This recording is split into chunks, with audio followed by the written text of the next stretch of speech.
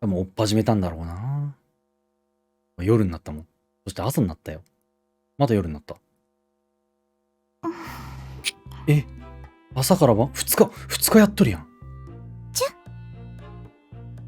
布団の中でもぞもぞしながらキスの交換をする。しほんちゃんはふほっと息の塊を吐き出して突然言う。私の小指の爪を噛みちぎってもいいよ。はい？はい？私の小指の爪を噛みちぎってもいいよ。あと30分はかかるな。15分さらに延長です。はい？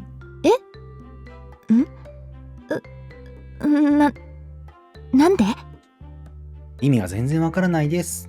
こういう気持ちって暴力性を伴うことが多いらしいから、私の爪をビリッと剥いだら、ゆうちゃんは興奮しちゃうと思うんだ。しないよ。想像しただけで私が痛いよ。でもそれがいいとゆうちゃんは思ってるんだもん。だもんじゃない。ちっとも思ってないよ。今のはちょっとした例えで、嫌な例えしないで。ちょっとだったか？なんかすごい例えだったと思うけど。急に変になっちゃっても安心していいよということ。いつでも私の部屋に来なさいな。ゆうちゃんが私の目をくり抜きたくなっても、指の関節をあらぬ方向に曲げてみたくなっても、ないなさすぎてないとしか言えない。上腕二頭筋を抜き取ったら腕ってどうなっちゃうのか見たくなっても、全部私が受け止めてあげるから。ないよ。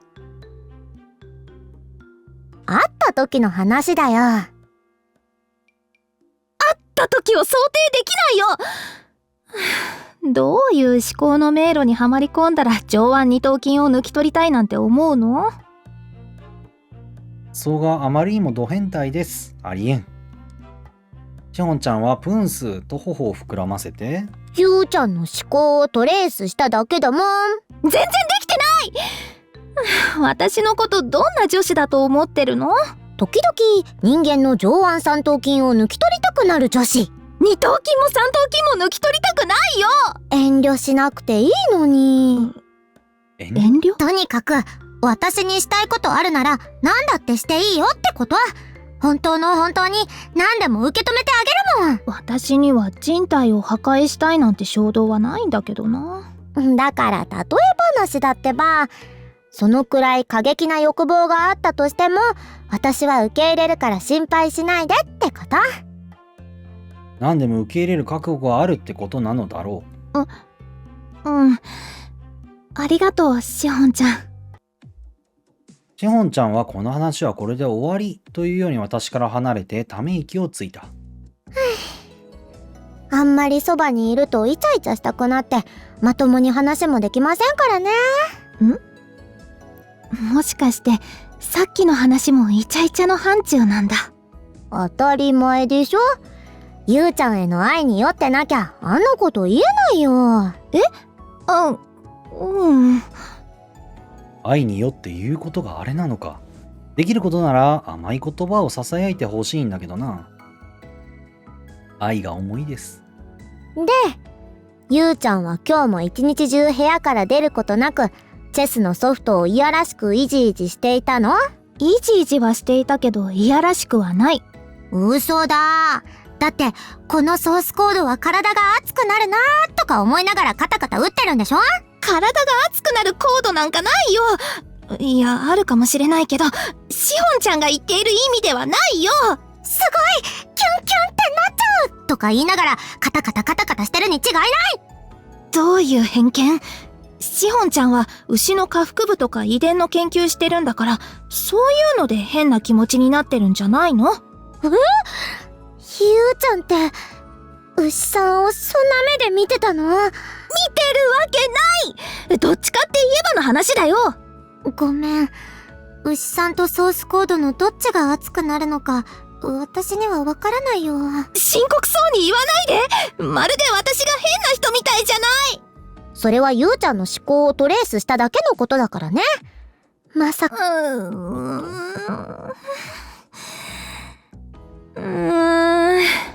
もういいよ。コードにも牛にも興奮しちゃう私でいいよ。偉いぞ、ゆうちゃん。自分の負の側面をちゃんと見るのって勇気のいることだからね。いや、本当にそうなわけじゃないからね。しほんちゃんはバンバンと私の肩を叩いて、私も研究室に困ることあるけど、ゆうちゃんはそれにも増して自室にこもりがちだよね。今日は誰かと話した？ずっとお前とやっとったねよ。いやお昼ご飯の時に誰かと挨拶したくらいかな。間になんかあったんかよ。誰かって誰？いや考え事してたから覚えてないな。私に言えない相手？しほんちゃんに言えない相手なんかいないよ。何を疑ってるの？オリビさんの名前は出せないけども、あん時か。やっぱりなんとか回避しておけばよかった。チクチクと突き刺さる罪悪感がしんどいよ。その様子だと、この話も知らないでしょ。ふひひひひ。どの話かな？あのね。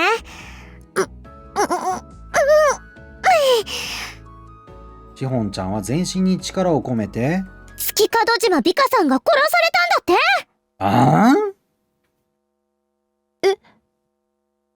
あれが死ぬんか？しほんちゃんはどうだって顔で私をじっと見てる。ということは時系列的に言えば、またオリビと会ってやったんか？お前。あれ？もしかしてゆうちゃん、月門島さんのこと覚えてないの？いや覚えてるよ。何ヶ月か前に第二手芸部の見学をさせてくれた人だよね。こんだけ前か。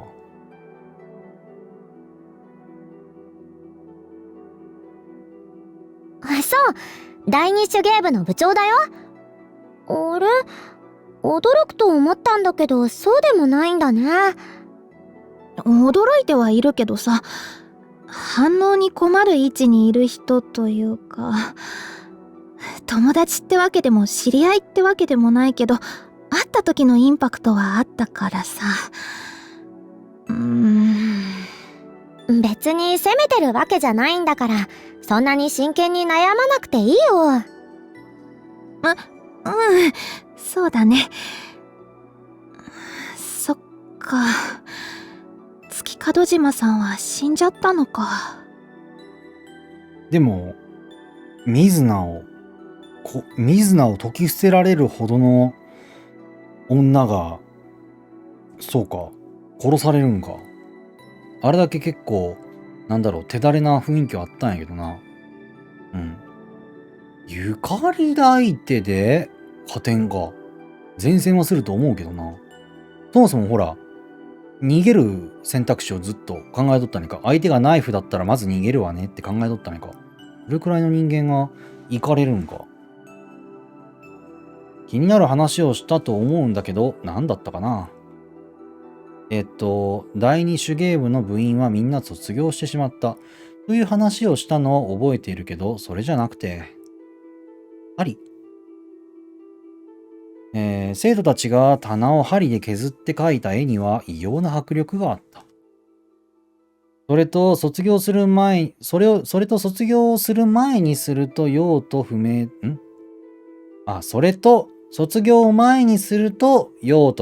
の黒い針に興味を持ち出すという話も聞いた。どれも気になるけど、そうじゃなくて、もっとなんかあったはずなんだよね。そうだ。チェスを終わらせるソフトを作っているって話をしたら、これからどう生きていくかの方針が定まった気がするわ。と言われたんだ。もしかして殺された理由はそれだったりしないよね。違うよね。もしそうだったらそんなの責任の取りようがないよ。なんか急に動揺し始めたね。そんなことないよ。もしかしてやった？やってない。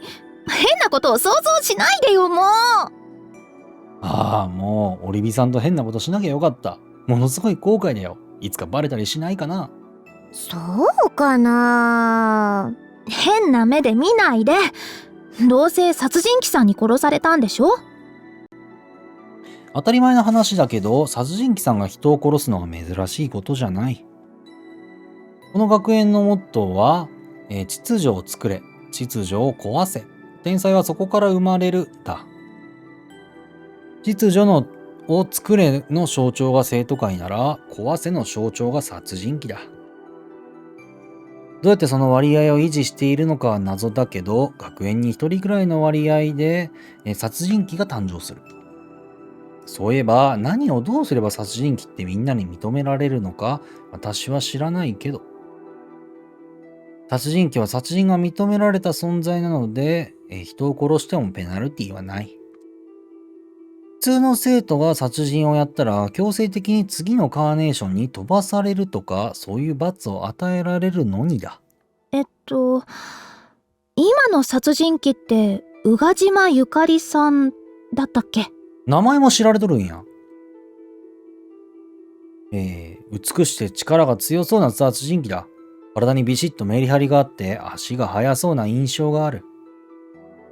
でもかっこいい殺人鬼像にぴったり当てはまりすぎな気がするんだよね。もしかして宇賀島さんもそういうの意識してるのかな？だとしたらちょっと残念かも。無意識でそうなっててほしい。殺人鬼だから殺人鬼っぽくしようとするなんて、そんなの偽物じゃんという気持ちになってしまう。長いな。いや、まあ、宇賀島ゆかりさんは着実に殺人を続けてるみたいなので、殺人鬼で間違いないんだろうけど。へー。どうした？しほんちゃんがねじ込むような眼差しを向けてきた。ゆうちゃんが親しくない人の名前を覚えているなんて珍しいなと思って。人の名前を覚えるの苦手だけど、さすがに殺人鬼の名前くらいは覚えてるよ。どういう理由や理屈や計画があって殺人鬼が殺人をしているかは謎だ。ということは私を殺しに来るかもしれないのだ。さすがに気になる。しほんちゃんは不満そうに頬を膨らませて、もしかして殺人鬼とやった？はあ？やったってどういうこと？なんか1時間コースの気がしてきたな。口にはできないような変なことしたかって質問してるんだよ。してないよ。何があったらそんなことになるの？殺人鬼に楽しいことしましょうって言ったんじゃないの？なんでそんなこと言うと思うの？殺人鬼にそんなこと言う勇気なんかないし、一緒に何かしたいって思ったことがまずないよ。隠さなくていいよ、もう。殺されそうという緊張感が止まらないんだ。たまらなくないよ。なんでそんなに私の浮気を疑ってるわけ？もしかして私ってオリビさんのことを思い出すたびにそういう雰囲気を出しちゃってるのかな？なかったなかったなかったなかったなかったなかった、あれはなかった。名前を覚えてるってことは、ゆうちゃんは殺人鬼がどんな人か知ってるの？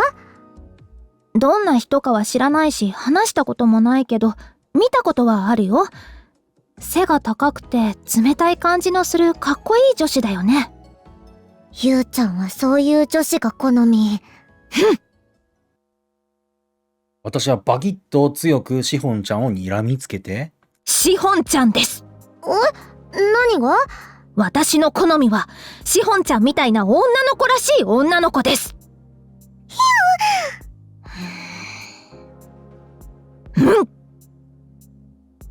顔を近づけて強く睨みつける。その目で見ないで。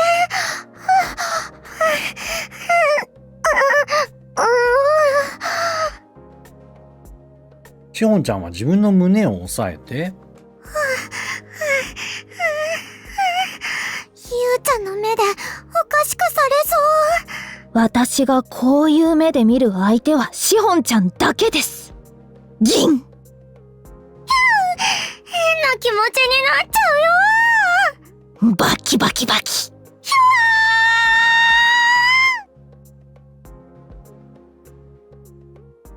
しほんちゃんの間延びした悲鳴が部屋に虚しくこだました。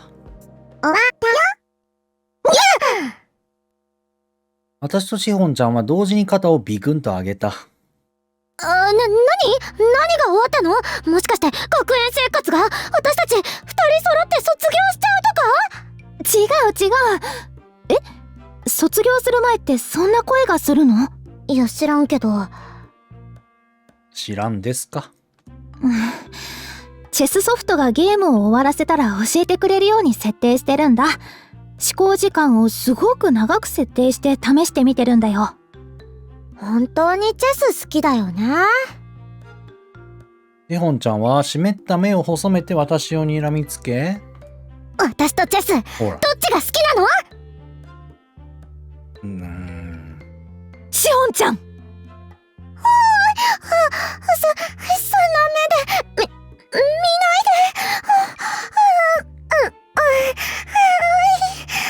で。でもまあ仕方ないんかな。これに関しては仕方ないんだよ。ちゃんと仕方のない理由があるんだよ。しほんちゃんは自分の胸を押さえて、ゆうちゃんの目が胸に刺さ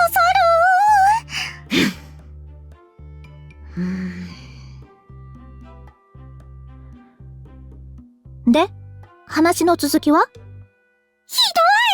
私の体をこんなに熱くして、最後まで責任を持って。同じこと繰り返すのもあれかなって。5回くらい繰り返してから言うセリフだよ。それは多いな。こんなこと5回もやらないと納得してくれないとは。残念ながら、ゆうちゃんは考え違いをしています。5回はやらずともまた話が脱線すんねんか。もうなんなんこいつらマジで。すごいな。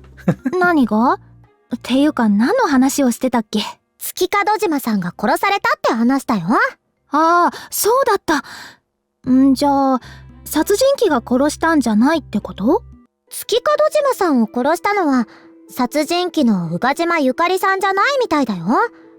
同時刻に別の人を殺していたというアリバイがあるみたい。それはそれでなんか違うな。嫌なアリバイだな。まあ、誰が殺したにしろ、月門島さんはカーネーションをやり直しってことか。っていうかあれやんな。なんて言えばいいんだ？それもそうだし、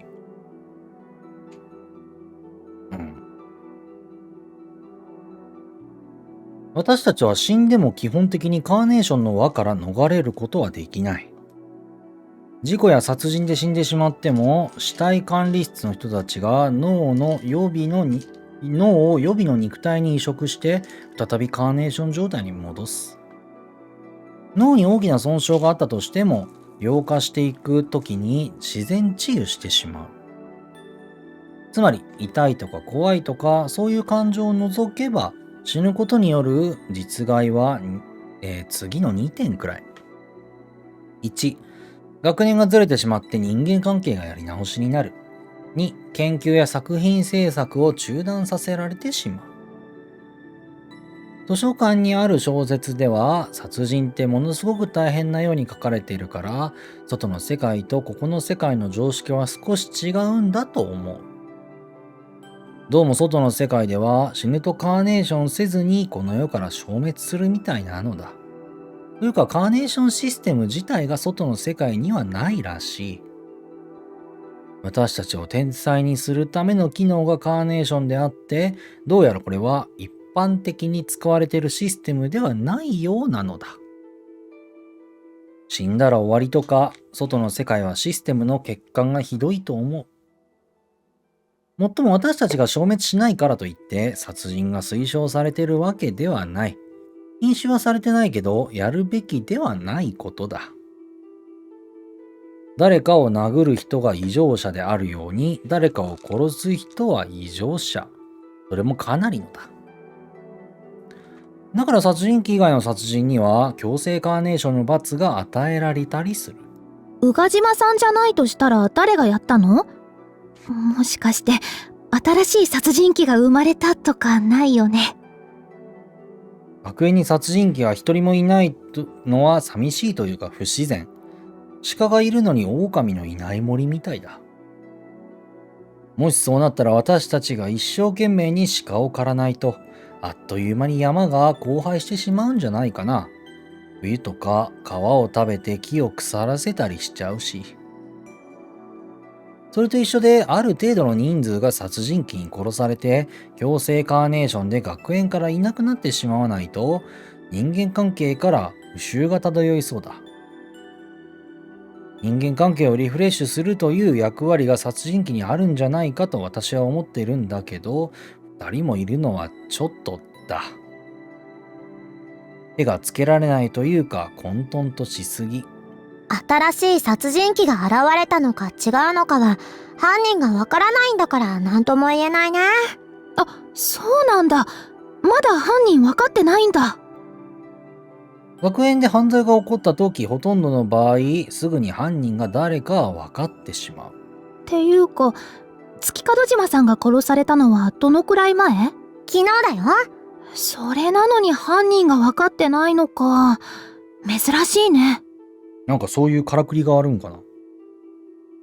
真面目に仕事しろ生徒会って思うかもしれないけど、今回の場合は無理もないんだよ。それってどういうこと？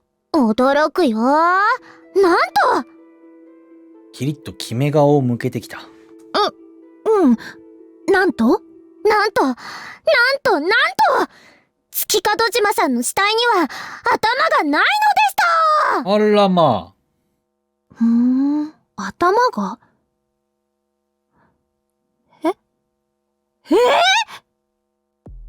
再生できんやん。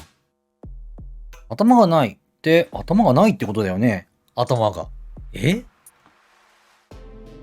頭と思うたびに焼けた鉄の棒で胸を突かれたような痛みが走り抜ける。それはまずい。頭がないって大変なことだ。頭がないって、体だけが見つかったってこと？そうだよ。もしかして頭は今も見つかってないの？その通り。でもアルパカがついとるはずなのに、なんでそのアルパカがつながっとる頭の方がわからんくて体だけが見つかるんかね。シホンちゃんは米付き虫みたいにぴょんと謎のジャンプをしてから全身をゆらゆらさせて自分の頭を両手で挟む。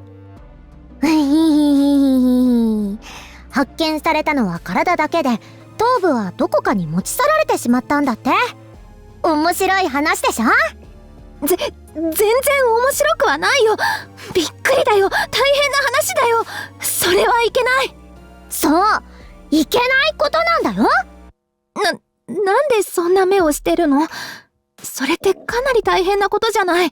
女子としての心はないの？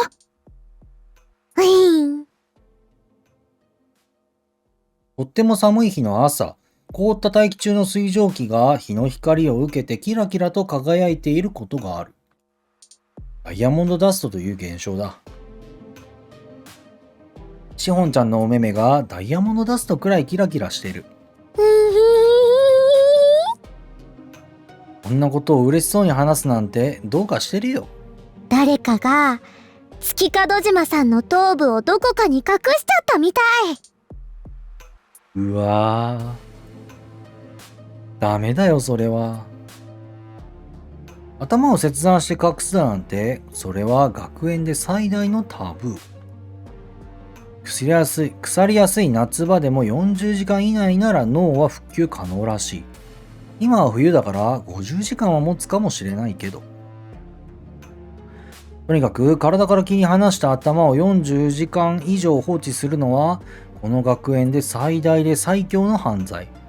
昨日殺されたってことはもうあと10時間くらいしかないってことかな。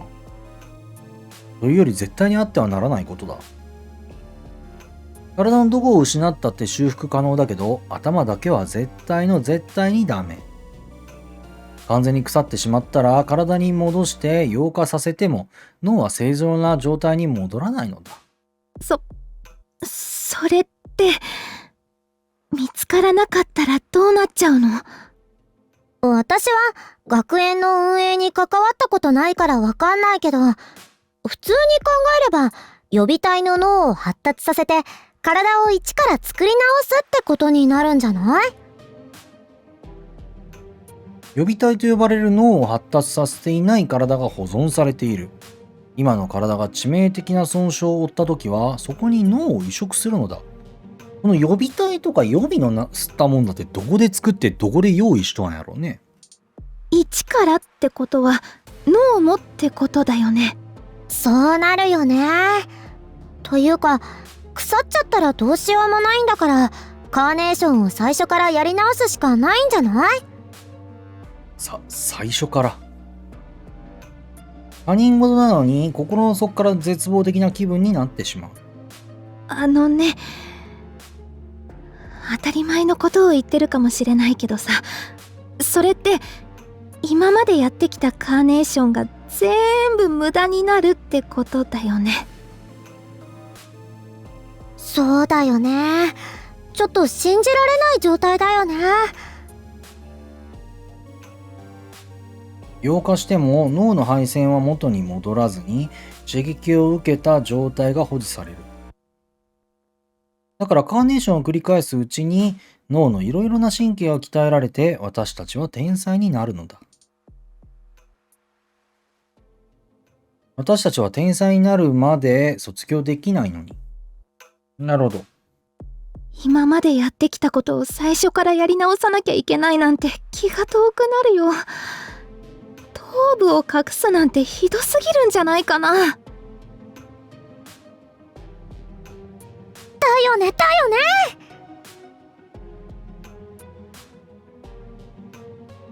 だからなんで目がダイヤモンドダストになってるの？私はひどすぎるって言ったんだけどな。月門島さんってそんなことされるくらい誰かに憎まれていたのかな。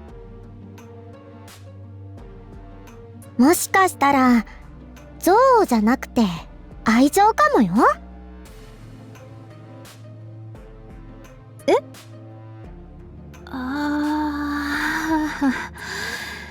地上のもつれってことか。上田一さん事件だっけ？その時は凄惨な死体が並んだんだよね。詳しくは知らないけど、上田一って女子が過激な死体作りに勤しんだってことは知ってる。これも2回目だよな。なんか記憶がすごいむちゃくちゃなっとるよね。同じこと2回言う人なんだ。いやいや、地上とかじゃなくて二人の純粋な愛かもよ。なぜ純粋な愛で頭部の紛失になっちゃうの？私にだってゆうちゃんの頭部を部屋に飾っておきたい気持ちあるもん。恐ろしい。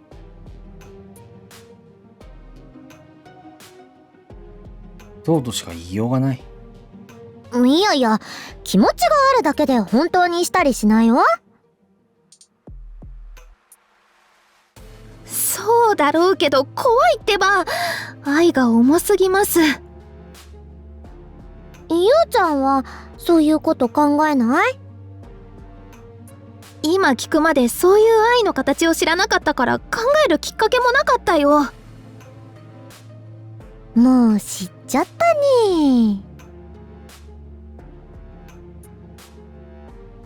粘っこく微笑まれてもな。いやいや、不気味に笑われても考えたりしないよ。それにしてもさ、月門島さんの頭はどこに行っちゃったのかな。心配だね。早く見つかればいいんだけど。そうだよね。見つかればいいよね。なんでワクワク顔なの？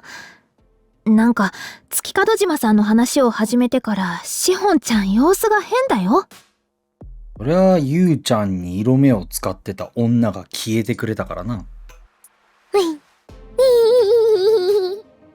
ずっと変な笑顔してるもん。明らかに何か変だ。私変なこと言ってる？あ、まさかこれから私の首を切断するつもりとか？もしかして月門島さんを殺したのはしほんちゃん？おう、なんでそう思ったの？私の頭部を飾っておきたいから、本当にそういうことが可能なのか月門島さんで練習したんじゃない？なるほどなるほど。試さないとどんな失敗があるかわからないもんね。綺麗な状態の頭部の保管には練習が必要ってことか。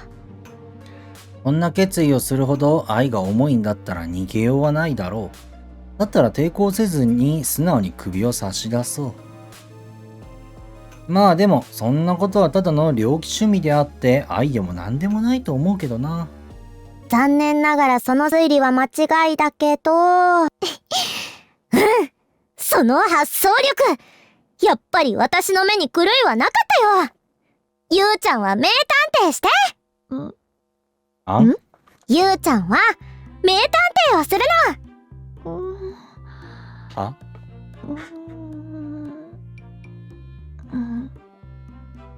しほんちゃんは自分の胸に手を置いて、私は助手をするから。名探偵のそばには助手がいるものでしょ。あ、うん。ホームズにはワトソンがいるし、ポアロにはヘイスティングス、明智小五郎には小林少年がいるよ。そうだね、いるね。探偵小説って助手がいる作品が多いね。しほんちゃんは念押しをするように言う。ゆうちゃん、名探偵をやって。名探偵？名探偵。単語の意味はわかるけど、言われた内容を理解することはできない。なんで？この事件を私と二人で解決するためだよ。だよ、じゃない。そんなことするの無理に決まってるじゃない。そんなことないよ。さっきの推理だって鮮やかだったし、ゆうちゃんは時々推理小説を読んでるんだもん。アモンって言われても。自分が名探偵をしたいなんて思ったことないよ。この学園の歴史には幾人かの名探偵がいたらしいけど、自分がその列に悩んでみようだなんて思ったことはない。私だって天才候補ではあるのだろうけど、どんなことだとしても人並み以上にできるとは思えない。そもそもどうしてこんな簡単なことに気づかないんだねと他人に嫌みったらしく言う趣味はないし、こんな簡単なことに気づかないなんてと、熱く自分を責める熱く自分を責める正義感だってない。めっちゃ読んどるやん。私は絶対に探偵向きの性格じゃないです。なるほどね。しほんちゃんはこんなことを思いついたから月門島さんの頭部が行方不明だなんて陰惨な話で笑顔だったのか。しほんちゃんって不謹慎な場所に笑顔で入っていくとこあるもんな。こういうのを遊びにしちゃいけないと思うんだけど。しほんちゃん、首を振って長い髪で私の頬を叩いて。遊び違う。私たちで月門島さんを助けようって話だよ。あのさ、生徒会の人たちが犯人探ししてるよね。捜査の邪魔になるから余計なことはしない方がいいって。もちろん月門島さんの頭部を探す協力ならいくらでもするけど。クールなゆうちゃんめ。ふはははは。どこから声が出てるの？ふふふならまだしも、ふはははまで含み笑いでされると気になる。話術の一種なのかもしれない。これを聞いても黙ってられるかな？私を正面から見てシリアスな視線を投げかける。真面目なことを言うという雰囲気を漂わせているけど、その下にいたずらっ子が隠れているって簡単に分かってしまう。なるほど、分かったぞ。一個なんかその話のテーマというかを発してから30分はかかるってことや。回りくどいってか、回りくどいって言ったらダメか。回り道、遠回りをして。話してる内容はひどいと思うけど、そういう仕草は可愛いんだから、もう。行っちゃうぞ。よし、あと10分かかるぞ。わわわっと手で空を切ってから大きな胸を大きく揺らす。くらえ！ビシッと気合を入れて収穫祭の開催を宣言する実行委員長みたいに宣言する。なんと月門島さんは密室で殺されたのだ。へえ。密室殺人事件なのだ。どうぞ。何？もしかしてしほんちゃん気持ちよくなってる？なってないよ。密室殺人事件って言葉に快感を覚えるほどの変態ではないよ。ほどのってことは自分のことある程度変態だと思ってるんだ。反応薄いよ。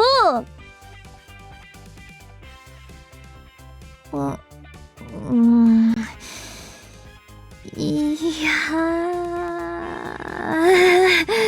そんなこと言われてもな。ちゃんと考えて、ちゃんと言葉をかみしめて。はい。密室殺人事件。はい。ゆうちゃん、自分の気持ちを隠さなくていいんだよ。ドキドキして解決したくなってきたでしょ？いや、別に。キュンと切なくなってきたでしょ？ときめきとは結びつかんな。もうなんなの？その反応は変だよ。ゆうちゃんには名探偵の才能を磨く季節が来てるんだもん。だもんって言われても。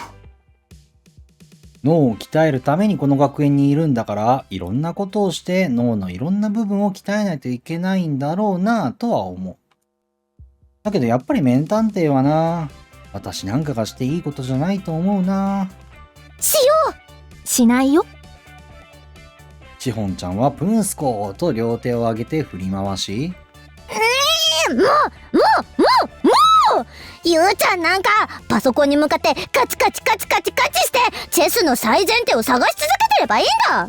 言われなくてもするつもりだけど、チェスを滅ぼしたって誰も喜ばないし、何の意味もないし、時間の無駄だってことは？何気なく私の活動を全否定しないで。喜んでくれる人もきっといるよ。どういう人が喜ぶのか私にも想像できなくはあるけど、でも終わりは宿命だから、誰かがいつかたどり着く場所だから。はいはい、そういうゆうちゃんの熱い気持ちは理解してますよ。で、何を冷静になって考えるの？まだ見つかってないってしほんちゃんは言ってたけど、犯人はすぐに見つかるよ。30分コースやん。そうやな。月門島さんが殺されたっていうテーマを挙げてから30分経ったわけよ。ね。で、しほんちゃんが名探偵をやりなよって議題を挙げてからもう30分が経とうとしとる。その言い方が名探偵っぽい。わかった。降臨したんだよね。ホームズの霊が降臨したんだよね。今来てる？別にね、悪いことではないと思うんだ。ただね、ゲーム実況的なわがままで言えば長えし、あと今すごくトイレがしたい。トイレがしたい。けどこんな状況だからやめれない。しほんちゃんは無遠慮に私の胸をペタペタする。この辺まで来た？どの辺までも来てないよ。降霊術なんかしたことないし。学園から離れて森の中で暮らす森の賢者がそういうことやってるって聞いたことがある。森の中で特殊な儀式をすることで卒業していった人の残留思念を集めて話を聞くことができるそうです。診断？いろいろと助言とかしてくれるそうだけど、私はそんなの怪しいと思ってる。というか嘘で間違いない。始まった。幽霊も残留思念もこの世に存在しないし、森の賢者らはトランス状態に入っているだけと思うあの人なのだ。私はそういう霊媒体質じゃないって知ってるよね。ごめん。ホームズは無理な体質だったか。ということは、ポアロだった？ポアロも降りてきてません。明智小五郎も降りてないし、ミス・マープルだって降りてきません。だったら、デュパンならどうなの？そんな人を出されてもな。デュパンはエドガー・アラン・ポーのモルグ街の殺人に登場する人物で、世界初の名探偵キャラクターだって言われてる。というかさ、架空のキャラクターの幽霊っているの？ホームズシリーズを書いたコナン・ドイルは心霊の存在を信じていたらしいから、ホームズの幽霊はなんとなく降りてきそうではあるけど、それも確かいろいろあるんだよね。なんで心霊を信じたかっていうのも、実はそのオカルトチックな話じゃなくて、何やったっけな、もう一人おるんよね、コナンドイルの他に。科学側のアプローチと心霊側のアプローチ、この世界の真実やったっけな。なんか、今で言うそのね、万有引力とかああいう世界の話よ。それを心霊的なアプローチをしたのがコナンドイルだったはず。違ったっけな。そこは難しい問題だよね。幽霊としては無理だろうけど、読者の残留思念が形となってキャラクターの幽霊になるという現象なら起きそうではあるよね。読者の気持ちが形になってこの世にとどまるならそういうことも起きそうだけど、幽霊も残留思念も存在しないからね。私もそう思うけど、もしかしたらってあるかもよ。もし実在するなら月門島さんの幽霊を呼び出して話を聞けばいいだけのことじゃない。それはそうだね。で、名探偵っぽいセリフを口にしたということは、ゆうちゃんは全てお見通しってわけだね。密室殺人事件って聞いただけで全てを解決できる名探偵はいないと思うよ。それは名探偵の枠を超えてる超能力者か犯人だ。名探偵じゃないなら、どうして犯人はすぐに見つかるよって断言できるの？面白がるために目をそらしているだけで、本当はシホンちゃんにだって分かっているはずだ。トンと私たちの頭の上で浮遊している物体をつく。それはみょんみょんと左右に動いてすぐ元の状態に戻った。だって私たちの頭にはアルパカがいるじゃない。全生徒の頭にはアルパカと呼ばれる送信機、トランスミッターが浮遊している。最初のこのトランスミッターは頭の2文字を取ってトラと呼ばれていたらしいんだけど、トラは怖いよね。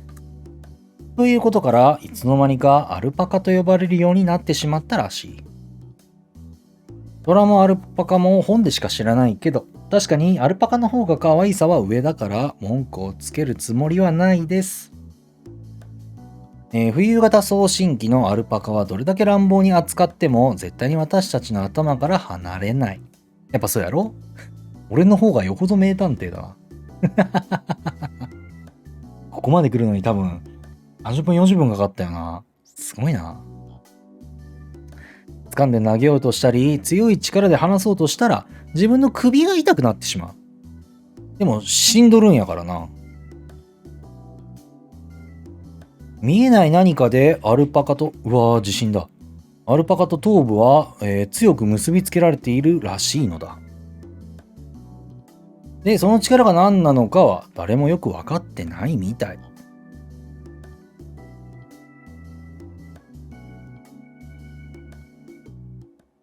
話すのは無理だからといって破壊しようとすれば、その相手が動けなくなるくらいの電流を流す。その電気ショックを受けた人は二度とアルパカを破壊しようとは思わなくなるって聞く。普通の電気ショックとは別種の嫌な痛みらしい。過去にはいろんなチャレンジがあったらしいけど、アルパカを頭から分離することや破壊することに成功した人はいないらしい。なるほど。アルパカの分離か破壊が卒業条件なんじゃないかという噂があるので、今でも電気ショックを受ける生徒は後を絶たない。それくらいの電気ショックがあるっていうことは、なんだろう。やっぱあれなんかな。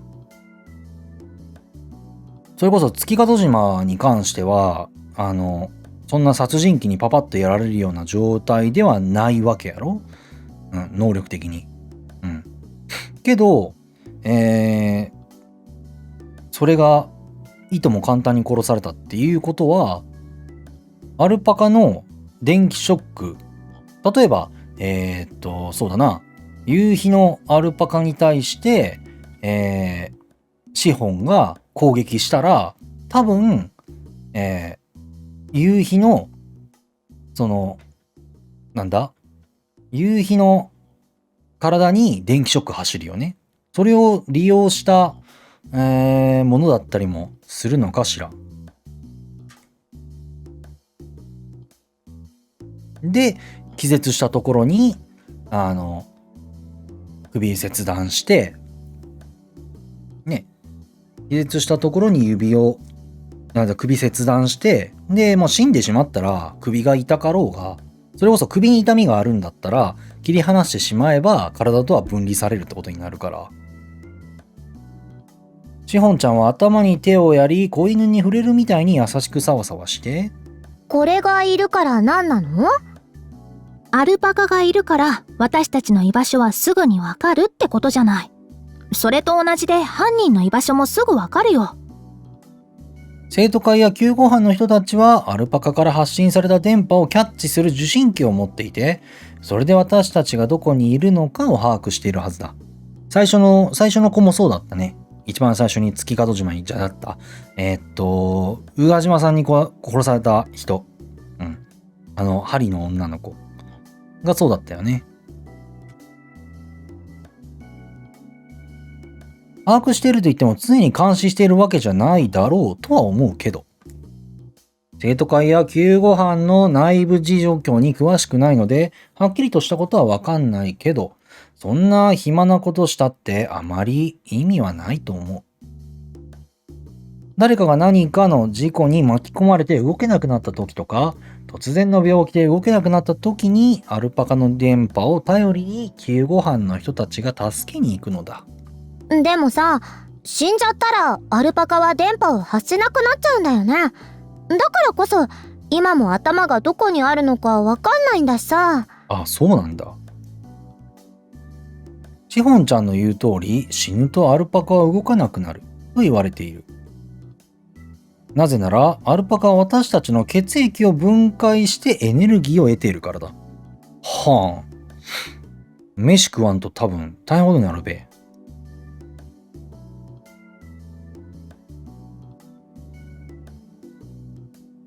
アルパカが血を使うせいで片頭痛がひどくなるなんて話もあるけど、本当のところはわからない。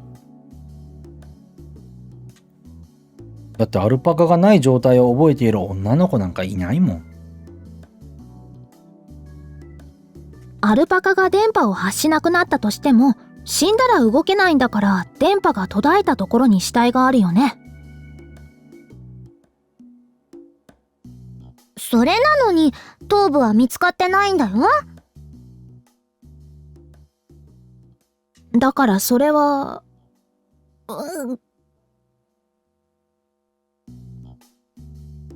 想像してちょっと気分が悪くなった。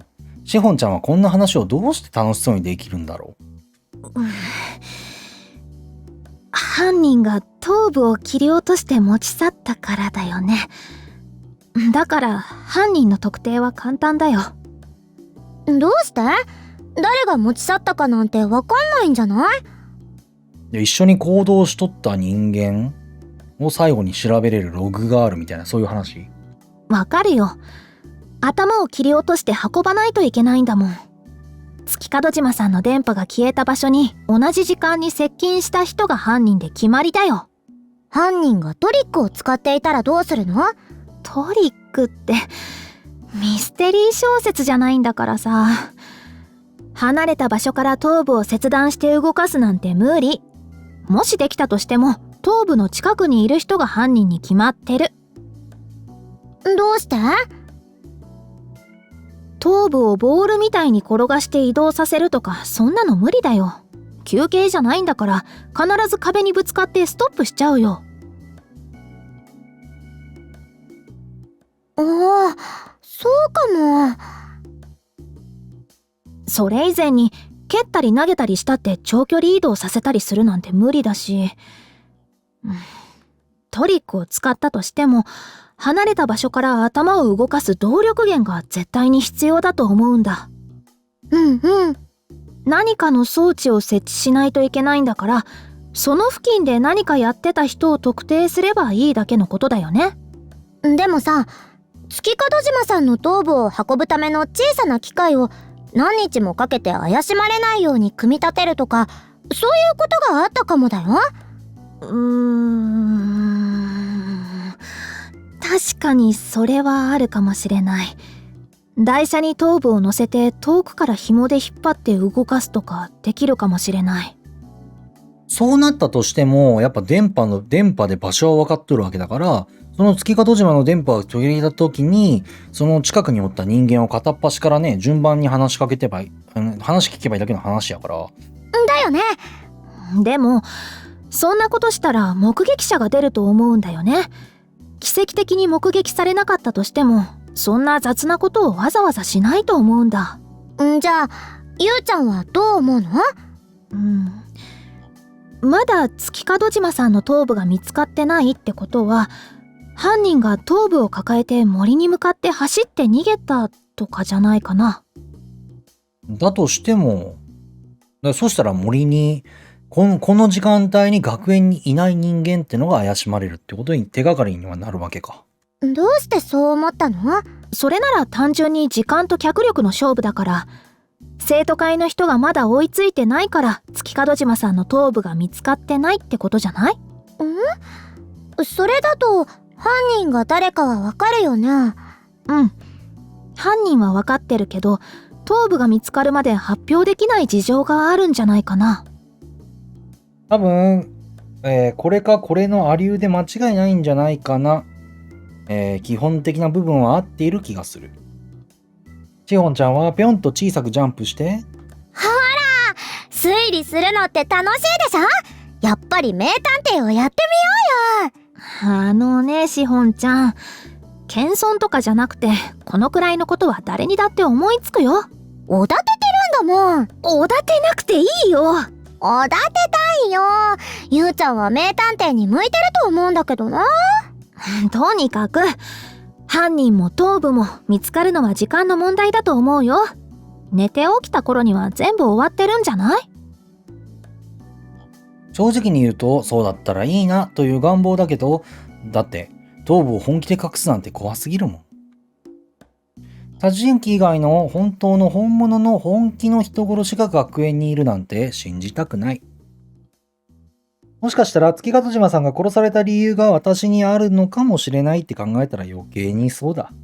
今は生徒会に任せて、もし明日になっても頭部が発見されなかったら捜査に協力するとかでいいんじゃない？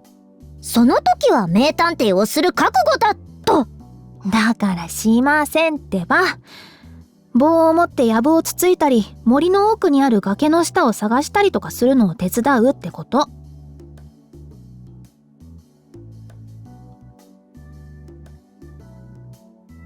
もし犯人が頭部を崖から落としたりしていたら大変だな。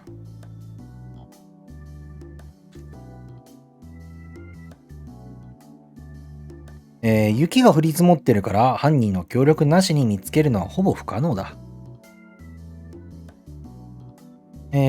崖の雪の吹き溜まりって周囲より深くなってることがあるから、ハマって身動きが取れなくなるかもしれない。つまんないなぁ。こういう事件でつまんないなとか言っちゃダメだよ。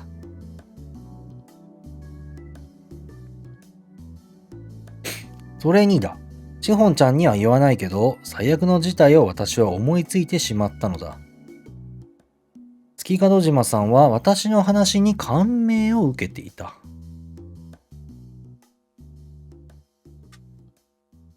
ということは、殺された理由が私にある可能性だってあるのだ。まだ犯人は捕まっていない。犯人にとって都合の悪いタイミングで私が名乗り出たら、私も首を切断されてしまうかもしれない。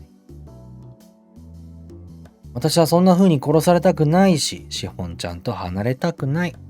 とにかく今は生還しようよ。途中から名探偵しますなんて言って首を突っ込んだら迷惑だよ。しほんちゃんはベッドに近づくと、パンパンとシーツを叩く。ブーブー。どうして私たちの手で終わらせようって発想にならないのかな。別に知り合いが殺されたわけでもないのに、そういう発想になる方がおかしいと思うよ。名探偵たちは他人の事件に首を突っ込んでるじゃない。あの人たちが異常なんだよ。人が死んでるし、自分が殺されるかもしれないのに、あんな平然と推理してるのはかなり異常だな。まあそれはそうだと私も思うけどさ。でもゆうちゃんってそういうとこあるんじゃない？ありません。だいたいなんで私にそんなことさせたがるわけ？しほんちゃんは大きな胸を揺らして胸を張り、直感かな。直感。それにゆうちゃんと一緒に何かをしてみたいなと思ってさ。ほら私たちってこんなにラブラブなのに研究も勉強も別々。たまには一緒に何かしたいなって。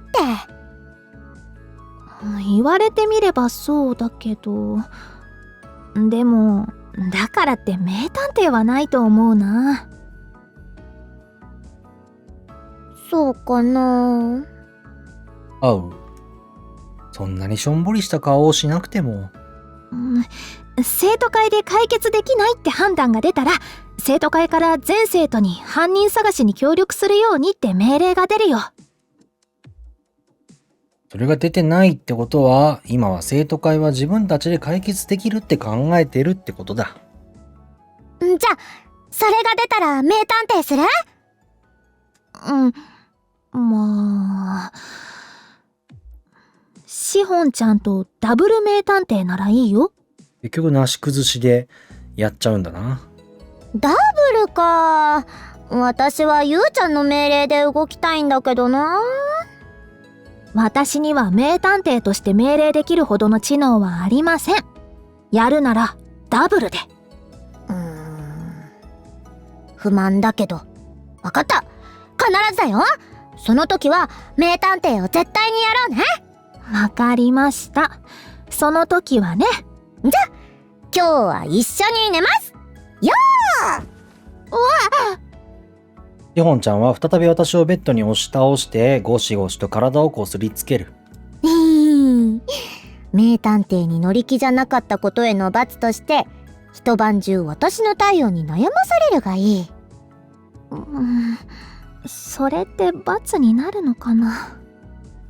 しほんちゃんはスンスンと鼻を鳴らして犬みたいに私の額の匂いを嗅ぐ。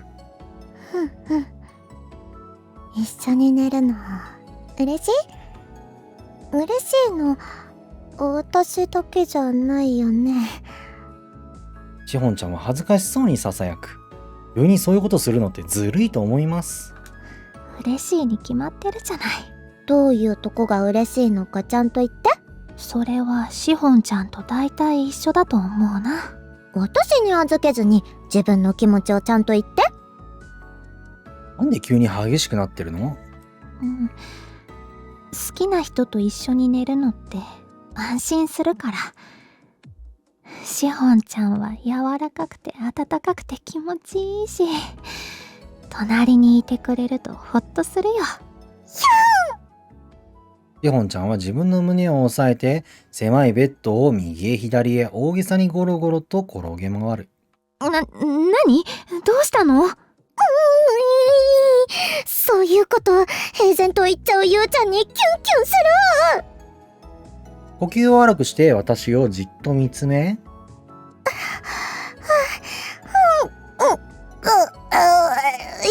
心臓が痛いよ。胸を撫でてくれないと死んじゃうか私の手を掴んで自分の胸に押し付ける。こっからまた長いな。もしかしてまたそういう気分になっちゃったの？しほんちゃんはトロンと潤んだ瞳を向け、も。なっちゃったかも。スイッチ入るのが早すぎると思うよ。だいたいさっきまで頭部が行方不明だなんて怖すぎる話をしていたのに。感情が自由自在すぎるんじゃないかな。お腹をなでなでしてあげると、しほんちゃんはくすぐったそうに身をよじる。犬だな、これは。しほんちゃん、ワンワンって言って。撫でてくれるだけじゃなくて犬扱いまでしてくれるの？そんな嬉しそうに言われると困るな。ワンワンワンワン。よーしよしよしよしよーし。坊主の説法も2時間ありゃ大変なんやぞ。ワンワンよーしよしよし。かわいいぞかわいいぞ。ワンワンワンワン。楽しいけどいつまで続けていいもんなんだろ私ゆうちゃんになでなでしてもらうの大好き。なでなでするのも大好きだけどね。それじゃ次は私が撫でてもらおうかな。ワンワン。よーしおいで。お腹を撫でてやろう。ワンワンワンワンワンワン。う。このシナリオライターってアニメの脚本とかやってる人なんかな。なんかすごい映像のあれに頼ったりしとるんよな。状態が。私はしほんちゃんにざれつきながら、女女子が私の手からいなくなってしまったら頭がおかしくなってしまうだろうな。なんだその前振り。と思った。いつか必ずどちらかが先に卒業してしまうのだろうけど、その日までずっとこうしていられたらいいな。一緒に卒業できたら理想的だけど、そんな話は聞いたことがない。だからせめて、外の世界でもしほんちゃんと一緒にいられたらいいな。ワンワン